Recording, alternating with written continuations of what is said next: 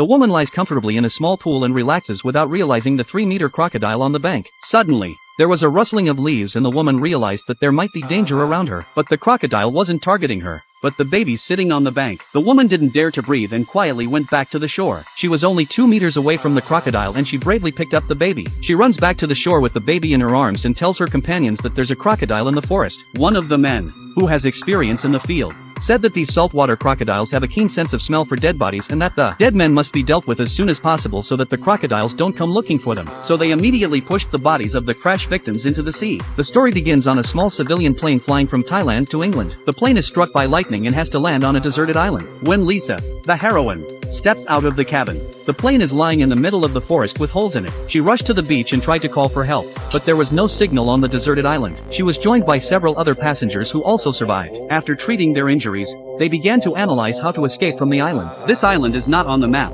It's most likely a deserted island that just appeared in the last few years. The captain said that if it's not on the map, then it's highly unlikely that we'll be found. The others suggested that we should build a shelter as soon as possible to survive until we have a chance to be rescued. But Lisa didn't think so. After all, she had a baby a few months old, and the mother's leg was injured. So if the blonde couldn't produce milk, the baby might not survive. Alone, she piled up the dead wood and flammable debris so that she wouldn't be in such a mess if she came across a passing ship. But as she was removing the seats, a cell phone rang in the corner. She opened the locker to see that the captain had a cell phone hidden away. Unfortunately, it was just a cell phone alarm. But the strange thing is that this cell phone is her sister's. She immediately rushed out to ask the captain what was going on. The captain explained that her sister had come to his room the night before takeoff and left without her cell phone. He thought Lisa's sister would be on the plane anyway, so he brought it with him. Lisa's sister was the only passenger who didn't get on the plane because she was afraid of heights. Lisa was furious, but she didn't suspect the captain. Since the baby was crying, Lisa thought she'd take her for a walk around the neighborhood. By coincidence, she found a small pool of water. Perhaps it was the beauty of the setting that made Lisa want to take a quick dip,